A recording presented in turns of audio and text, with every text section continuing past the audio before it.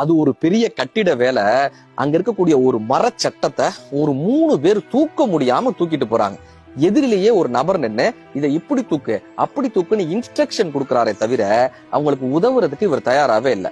அந்த பக்கமா குதிரையில ஒரு நபர் வராரு. அவர் இந்த காட்சியை பாக்குறாங்க. அவங்களுக்கு உதவிக்கு ஆள் தேவைன்னு தெரிய வருது.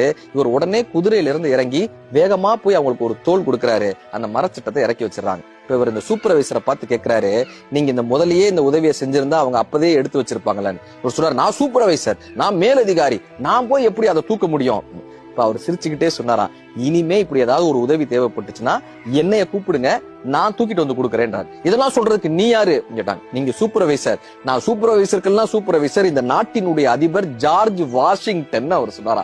அது மட்டுமல்லாமல் உழைப்பவர்களினுடைய வலியை எவனால் புரிந்து கொள்ள முடிகிறதோ அவன்தான் தலைவனாக இருக்க முடியும்னு ஜார்ஜ் வாஷிங்டன் கத்துக் கொடுத்திருக்கிறார். நீங்க டீம் மேனேஜரா இருக்கலாம், டீம் லீடா இருக்கலாம், சூப்பர்வைசரா இருக்கலாம். ஆனா ஒரு டீம் மெம்பரினுடைய வலி என்ன என்று தெரிந்து கொண்டால் மட்டுமே நீங்கள் சிறந்த மேனேஜராக, சிறந்த டீம் லீடாக, சிறந்த சூப்பர்வைசராக இருக்க முடியும்.